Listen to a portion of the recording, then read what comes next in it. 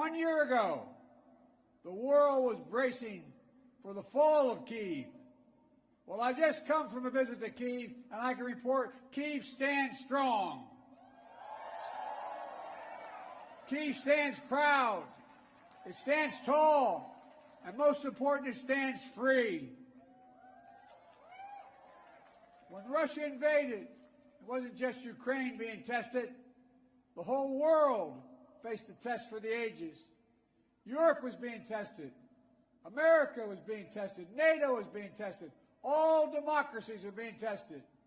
And the questions we faced were as simple as they were profound.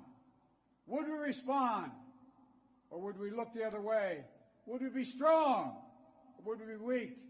Would we, all of our allies, would be united or divided?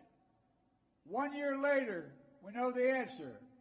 We did respond. We would be strong. We would be united. And the world would not look the other way. We also face fundamental questions about the commitment to the most basic of principles. Would we stand up for the sovereignty of nations? Would we stand up for the right of people to live free from naked aggression? Would we stand up for democracy? 1 year later, we know the answers. Yes, we would stand up for sovereignty, and we did. Yes, we would stand up for the right of people to live free from aggression, and we did. And we would stand up for democracy, and we did. And yesterday, I had the honor to stand with President Zelensky in Kiev to declare that we will keep standing up for these same things, no matter what.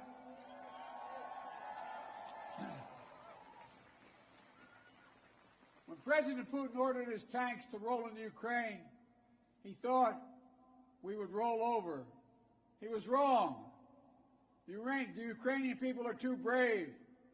America, Europe, a coalition of nations from the Atlantic to the Pacific, we were too unified. Democracy was too strong.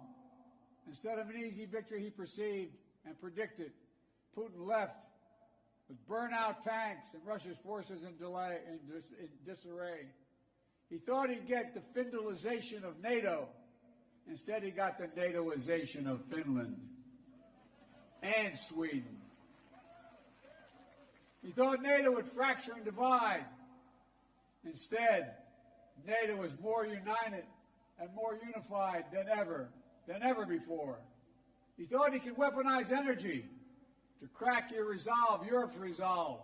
Instead, we're working together to end Europe's dependence on Russian fossil fuels. He thought autocrats like himself were tough and leaders of democracy were soft. And then he met the iron will of America and the nations everywhere that refused to accept the world governed by fear and force.